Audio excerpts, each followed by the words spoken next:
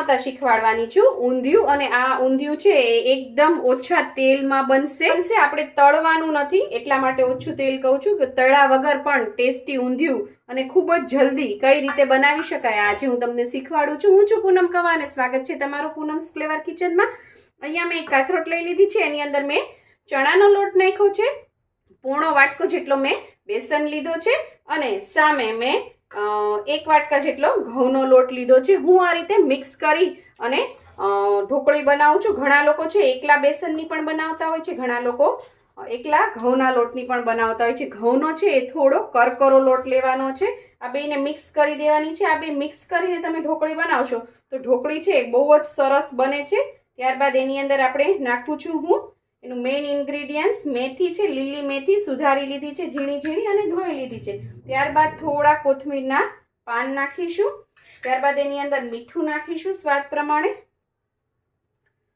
અને આની અંદર બધા બેઝિક મસાલા જ જશે। અડધી ચમચી જેટલું ધાણા જીરું પાવડર નાખીશું। ત્યારબાદ એની અંદર થોડું અડધી ચમચી જેટલું આપણે લાલ મરચું પાવડર નાખીશું। ત્યારબાદ એની અંદર થોડી આપણે ખાંડ નાખીશું, કારણ કે મેથી છે એ કડવી હોય છે એટલે 1 નાની ચમચી જેટલી તમારે ખાંડ નાખવાની છે। અને આની અંદર મોણ નાખવાનું એટલે કે તેલ, આપણે જે અહીંયા ગરમ તેલ મૂક્યું હોય એ જ તેલ આપણે આની અંદર નાખવાનું છે।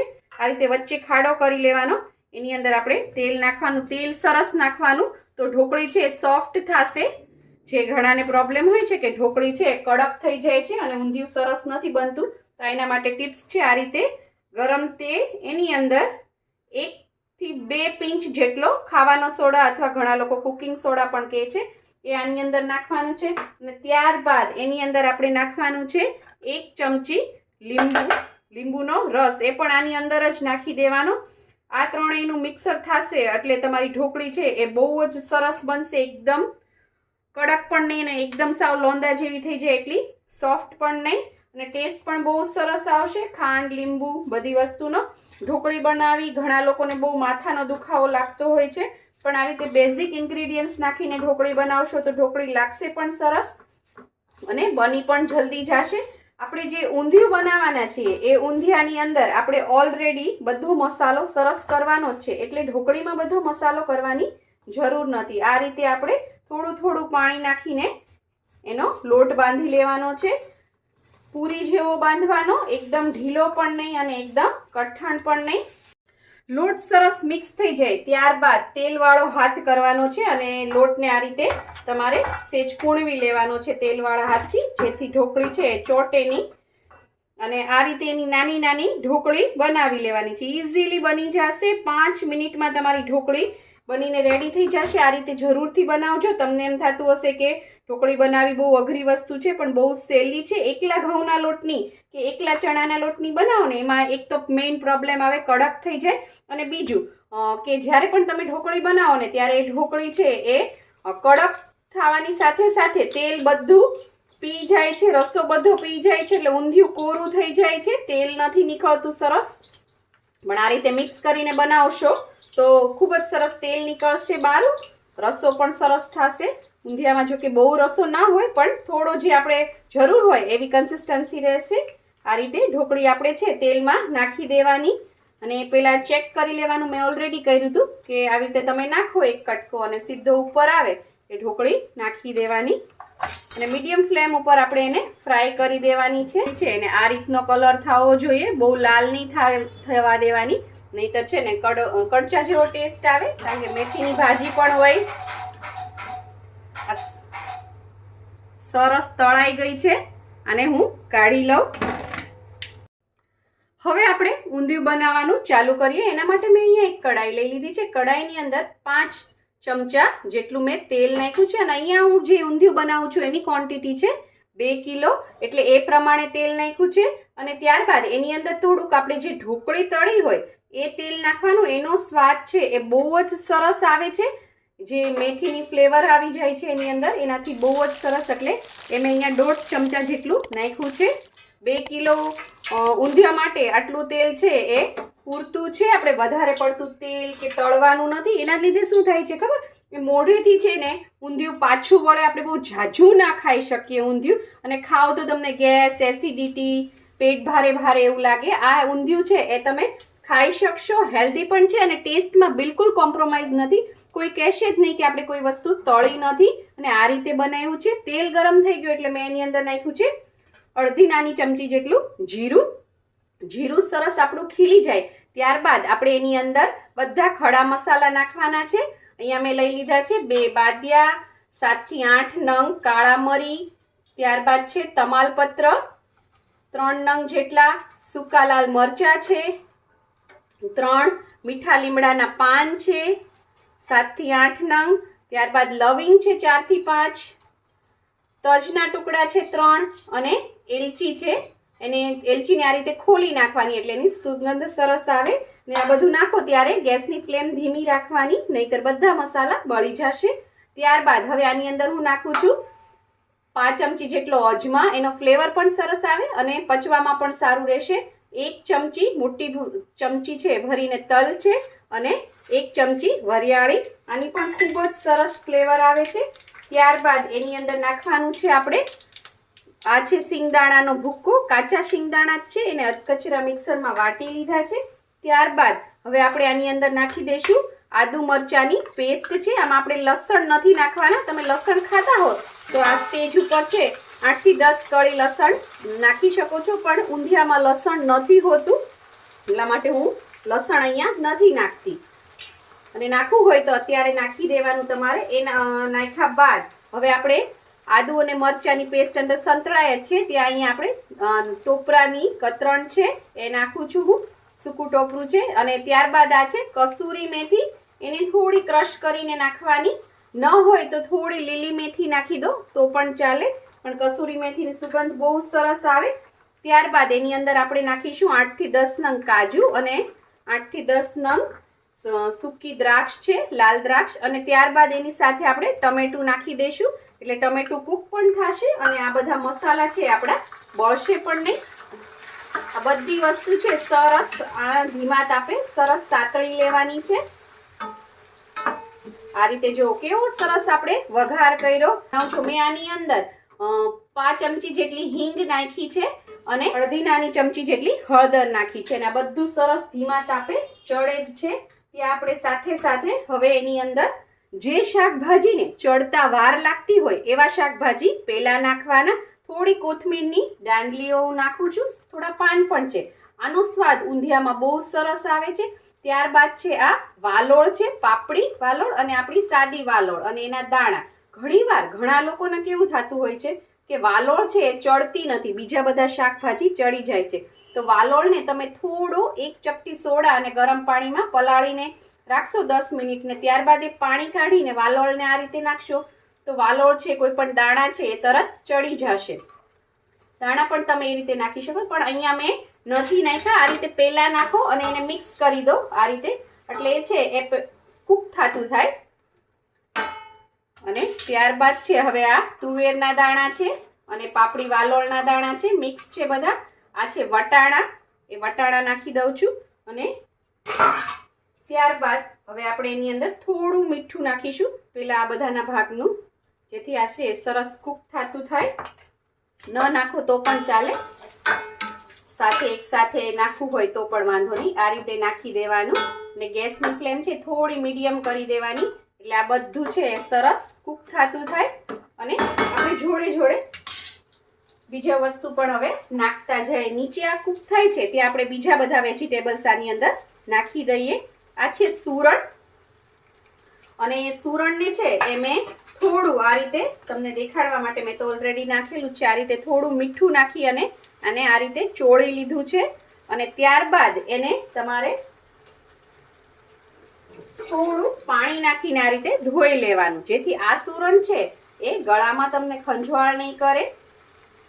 નહીં તો ઘણીવાર સુરણ ખાવાથી તાળવામાં ગળામાં ખંજવાળ આવે છે. સુરણ નાખી દીધું ત્યારબાદ હવે આ બધું ઊંધિયામાં નખાતું શાક છે. આ બધું સરસ ધોઈને ઝીણું ઝીણું સુધારી લીધું છે. સુરણ છે, રીંગણા છે, બટેટા છે, થોડી કોબી છે, થોડું ફ્લાવર છે. ઊંધિયામાં તમે મોસ્ટ ઓફ બધા ઊંધિયાના શાકભાજી છે. આ ફણસી છે, સાથે ગુવાર છે ઝીણો ઝીણો સુધારેલો અને ચોળી છે. અને આ કાચા કેળા છે અને થોડું રતાળું પણ નાખેલ છે. ઊંધિયાના બધા શાકભાજી છે. તમને ના ખબર પડતી હોય તો આજકાલ તો શાકવાળાને ત્યાં ઊંધિયું મિક્સ ઊંધિયું તમે કહો તો પણ તમને બધા શાક દેશે. કલર માટે આપણે થોડુંક 2 ચમચી જેટલું બીટ નાખશું, જેથી આપણે બહુ વધારે મરચું ન નાખવું પડે અથવા કોઈ આર્ટિફિશિયલ કલર ન નાખવો પડે એટલા માટે. અને ત્યારબાદ હવે આની ઉપર આપણે બધા મસાલા કરી દઈશું. મસાલા છે વ્યવસ્થિત કરવાના, કારણ કે ઊંધિયું છે એની હારે હંમેશા વર્ડ્સ હોય ચટાકેદાર ઊંધિયું. તો 2 ચમચી ભરીને આપણે ધાણા જીરું પાવડર નાખ્યો છે, 2 મોટી ચમચી ભરીને નાખવાનો. ત્યારબાદ હું એની અંદર નાખું છું લાલ મરચું, કાશ્મીરી મરચું છે આ, અને સાથે થોડું તીખું મરચું પણ મિક્સ કરેલું છે. 2 ચમચી હું નાખું છું. તમે તમારા ટેસ્ટ પ્રમાણે વધારે ઓછું નાખી શકો છો. આ થોડું તીખું મરચું છે, અમારા ઘરમાં સરસ બધું થોડું તીખું ખવાય છે એટલા માટે તમે તમારી રીતે નાખી શકો છો. ત્યારબાદ હવે આપણે આ બધી વસ્તુ છે એની ઉપર આપણે મીઠું નાખી દઈએ. સ્વાદ પ્રમાણે મીઠું નાખવું. અહીંયા મેં 1 ચમચી નાખ્યું છે અને આ બધી વસ્તુને હવે આપણે મિક્સ કરી દઈએ. આ બધું આ રીતે મિક્સ કરી દીધા બાદ હવે આપણે એની અંદર નાખવાનો છે લીંબુનો રસ. લીંબુના રસથી સ્વાદ ખૂબ સરસ આવશે. અને ઘણાને છે ઊંધિયામાં શાકભાજી એકદમ આમ મેશી થઈ જતા હોય છે, એકદમ ઓવરકુક થઈ જતા હોય છે, એ વધારે પડતા ચડી જતા હોય છે. એ નહીં ચડે, આનાથી બહુ સરસ રહેશે. અને ત્યારબાદ હવે આપણે ગુજરાતી છીએ એટલે થોડું ખાંડ નાખીએ. તમને ન પસંદ હોય તો તમે અવોઇડ કરી શકો છો, પણ આમાં આપણે રીંગણા અને બધું નાખ્યું છે ને થોડો સ્વાદે કડચા હોય છે, એટલે એને બેલેન્સ કરવા માટે હું અહીંયા 1 ચમચી જેટલી ખાંડ નાખી છે.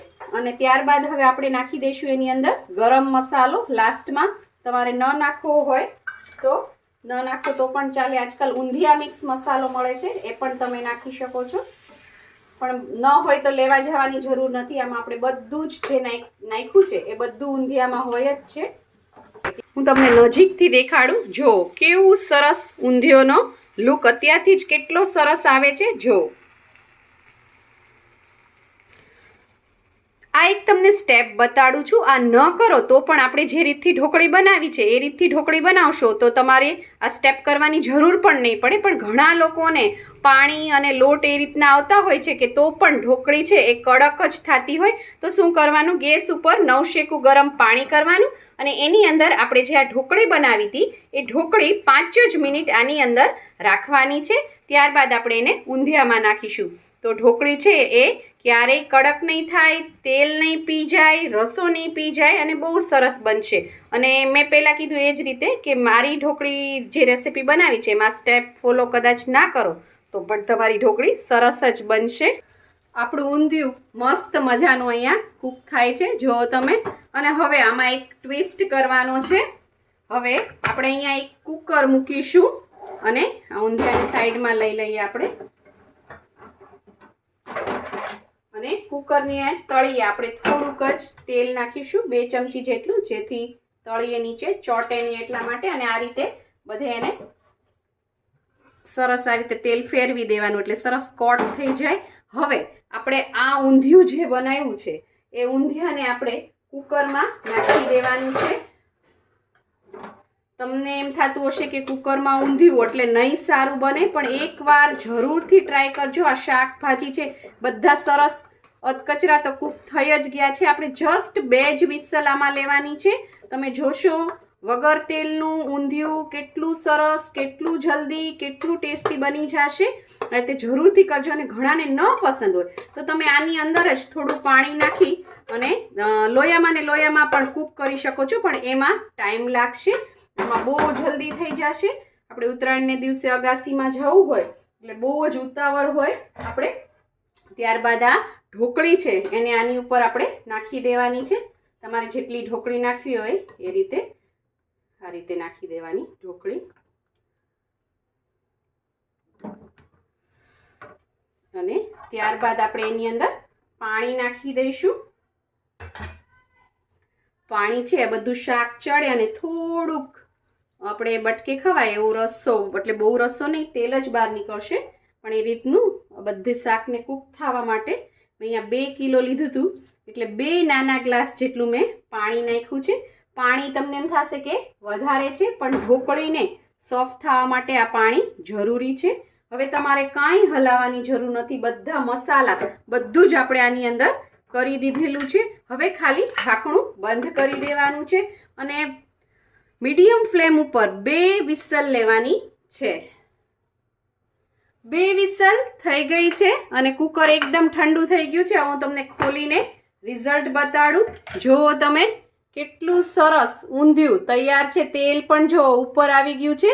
સરસ મજાનું લાલ ચટક ઊંધિયું તૈયાર છે. હું હવે તમને છે એક આપણે એને આ વાસણ જેમ આપણે વઘાર્યું હતું એમાં જ ટ્રાન્સફર કરી અને દેખાડું કે કેવું સરસ થયું છે. જો તમે તેલ જ આવ્યું પહેલાં બહાર અને આપણે ઢોકળીને ધીમે ધીમે નાખીએ. જો ઢોકળી પણ કેટલી સરસ અને ઊંધિયું જુઓ જરાય પાણી નથી રહ્યું ને. ક્યારેક તમારે એવું બને કે પાણી રહ્યું છે તો આ રીતે કાઢીને થોડી વાર ગેસ ચાલુ કરી દેવો તો પાણી બળી જશે. અહીંયા મારે 2.5 કિલો ઊંધિયું હતું એટલે મેં 2 નાના ગ્લાસ પાણી નાખ્યું હતું. તમારે ઓછું હોય તો ઓછું પાણી નાખવાનું. જો મેં વાસણમાં ટ્રાન્સફર કર્યું, તમે જોઈ શકો છો કેટલું સરસ ઊંધિયું તૈયાર છે.